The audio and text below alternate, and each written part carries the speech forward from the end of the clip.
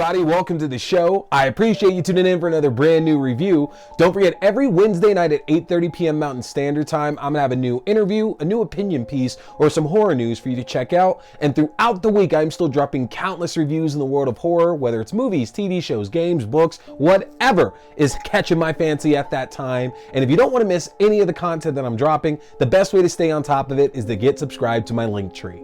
You can do that by going to linktr.ee/T Scary Movie.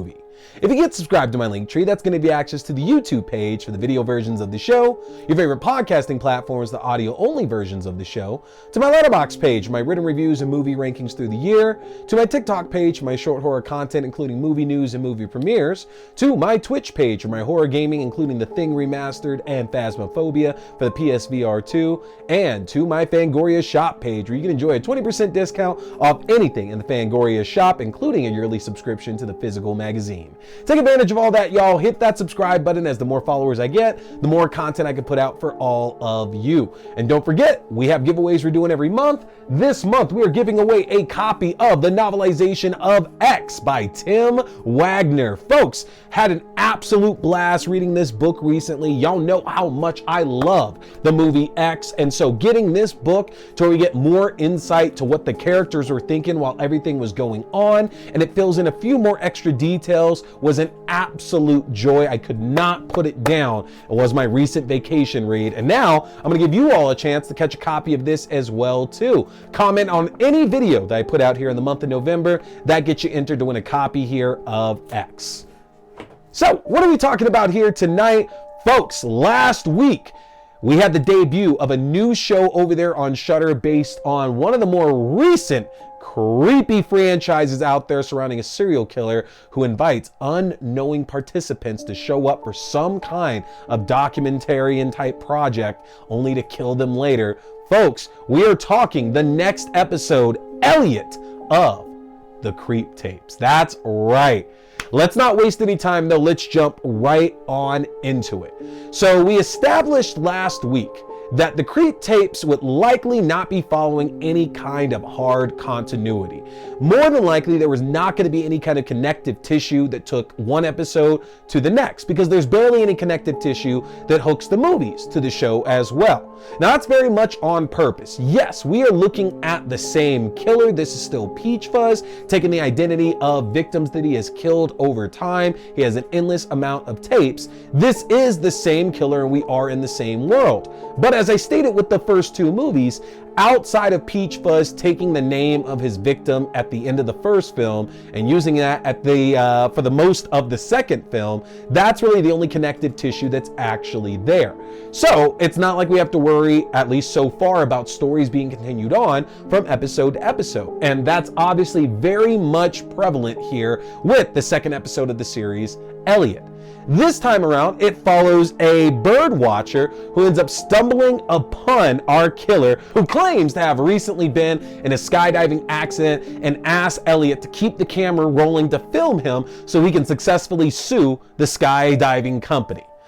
Now, that is one of the biggest aspects that I wanted to talk about right from the jump, is that I'm starting to actually realize, and I'm sure I understood it before, but I just didn't put a focus on it, but really one of the biggest catches here of this entire franchise is seeing the way that Peachfuzz is setting his victims up, that he tells them a story, and that initial story, you know, there's already going to be a number of people who would never bite on that because they show up at his place or somewhere else, whatever, but we know that in real life, there's going to be a good amount of folks who do not take that bait at all. But then just as many people out there that won't take the bait, someone's got to. And it seems very much like part of Peachfuzz, his obsession with these murders, with carrying out everything he has for these victims, is seeing how much he can get them to trust him before he ultimately takes their lives. Like, I don't know if it's a case of if somebody says the exact right thing, maybe he would let them go. But it's very clear that he enjoys this cat and mouse game that he's playing with his victims and establishing that trust, getting them to push past normal events that anybody else might turn away and run for, or call somebody else, or basically just involve somebody else in this very isolated situation. In the beginning of Elliot, for sure, plays on that, because if this guy was just in a skydiving accident, regardless of the fact that he's saying he's okay, I think the normal person might call 911 in that case, just to make sure that there's no liability on them and that this person is actually as good as they're claiming. But Elliot doesn't do that, and that immediately gives Peachfuzz this chance to be on the offensive, to have that higher ground from the jump when these two meet. And from there, another thing that's very noticeable in the Mike episode so far, and then in both of these movies, is how much Peachfuzz then just takes control of the situation and continues to push them in a way that these people might normally would never be in a situation like this before. So Peachfuzz gets Elliot's keys, and he's the one that's driving this car and taking him all around and saying that, well, these birds, these exotic birds you've been trying to catch a glance of, they're over here, and I can show you where they're at. But then as the conversation unfolds, Elliot kind of thinks that he's being pushed a little bit, and very much in an uncomfortable setting. But again, that's Peachfuzz's whole MO with this franchise, is that he likes to catch people off guard so he can bring up questions that keep them even more off guard. And it's it's like very much subterfuge. It's very much sleight of hand. Like, Peachfuzz is absolutely a magician, because there's so many opportunities to where anybody else in the real world might notice that, and it's like more than, dude, you're being a little bit weird. It's, dude, there's something not right about this situation and you and the way you're acting and the things that you are saying. I don't trust this at all. I'm out. And yet, still in a situation like this in the middle of nowhere, because we're not at Peachfuzz's place anymore. Now we're just in the middle of a abandoned, not a wasteland. It's not a desert field or anything like that, because clearly there's birds living here as well. But we are very much isolated in the middle of nowhere, which makes this kind of perfect. And I'd be very interested to see how successful that Peachfuzz really is at killing somebody in a crowded environment, but I think that might break the whole concept of the show to begin with. But what's also so interesting about the way that he encounters his victims is that typically there's some kind of lie or some kind of half-truth or untruth that these victims are using with Peachfuzz when they're in his presence, to where he asks questions and he's obviously expecting very straightforward, truthful answers, but at the same time, he knows he's asking questions to his potential victims that's going to make them uncomfortable and make them not necessarily want to answer.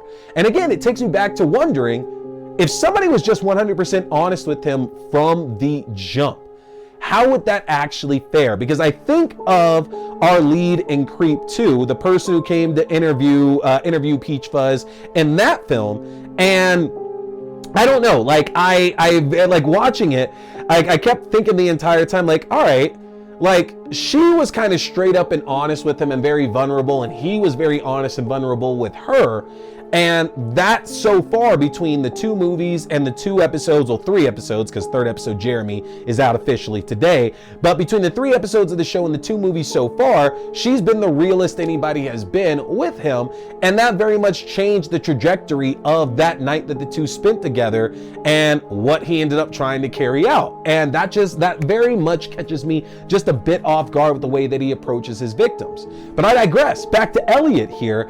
We find out that Peachfuzz has some trust issues here with Elliot because of the fact that he knows that Elliot is baiting these birds that he's trying to see. Again, Elliot is this bird watcher, and he showed up in this field in the first place because he was told that there was this extremely rare bird that's on his list that he would have a chance to come and see. And just as much as Aaron's one of the victims, just as much as Elliot was brought in here to look for this bird, and we find out that Elliot also uses bird seed a lot of times to try to bait these birds over to him.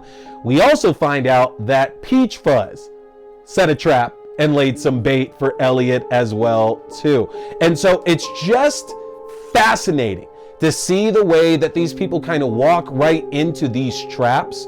And then no matter how many red flags they have, no matter how many bells and whistles are going off, they allow themselves to remain there instead of taking off, getting out, and being able to live their life. And this episode especially, I know it complicates it because there's a point to where Peachfuzz drives off with Elliot's car, and it's like, well then, yeah, Elliot's kind of stuck. He kind of has to wait at this point and hope that Peachfuzz comes back, but he has no idea that his life would be very, very different had he decided to just walk away and go a completely different route, which I guess is the point of movies and shows like this. If somebody did one thing completely differently, they'd still be alive at the end of it all. So that's a moot point with this. I enjoyed this one actually more than I did our previous episode that we got Mike.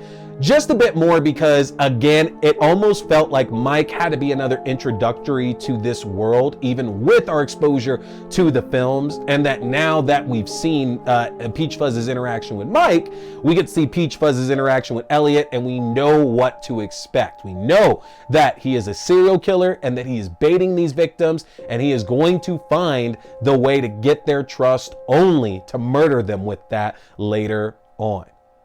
Now, I would be remiss to not assume that somewhere in this series, we're going to get a more personal look with Peachfuzz and his victims, whether that means it's a family member or maybe an actual friend at one point that he had, because again, we know that he for sure has a sister at the very minimum, and I do wonder whether or not that sister might actually pop up here in the season of this show. And maybe not, because this is only 6 episodes and we're halfway through the season, because episode 3 again came out today. So I don't know if we're going to get anything like that, but it could be something to aspire to in a future film or more seasons of the Creep Tapes. The show is excellent. It is excellent, and Mark Duplass has been tremendous on it. He is carrying the show, which is not a knock against the victims that he's been up against, but this is clearly the Mark Duplass show, and you're coming to see him, and it's been a phenomenal watch so far. So we're going to keep up coverage of it here. Let me know in the comment section right now, which of the 2 victims you think had a better chance of getting away from Peachfuzz here? Was it Mike? Was it Elliot? Let me know. The death in this one, chilling. I thought way more chilling than what we got in that first episode, because that axe reveal was fantastic, scary as hell, but something about the playful nature of the way that Peachfuzz takes out Elliot in this episode, whew, that shook me a bit there, y'all. Let me know what you think about that in the comments section for a chance to win a copy of X, and hit that subscribe button, as again, I got more great coverage of the Creep Tapes coming up for y'all here over the coming weeks. Appreciate you checking out the show. My name is T. We've been talking scary movies. Stay scared.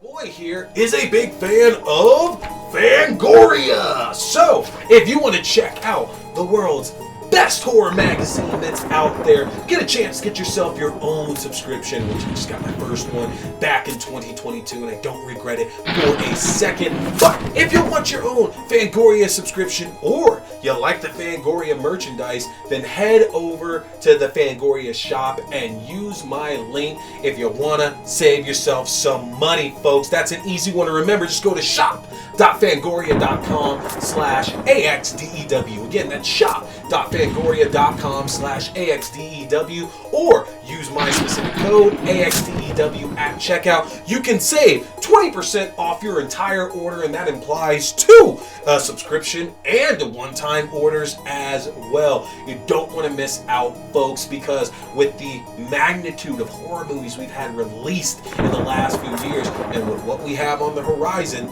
Fangoria is going to be your #1 source for all that great, juicy, bloody information in the world of horror. So again, head to shop.fangoria.com.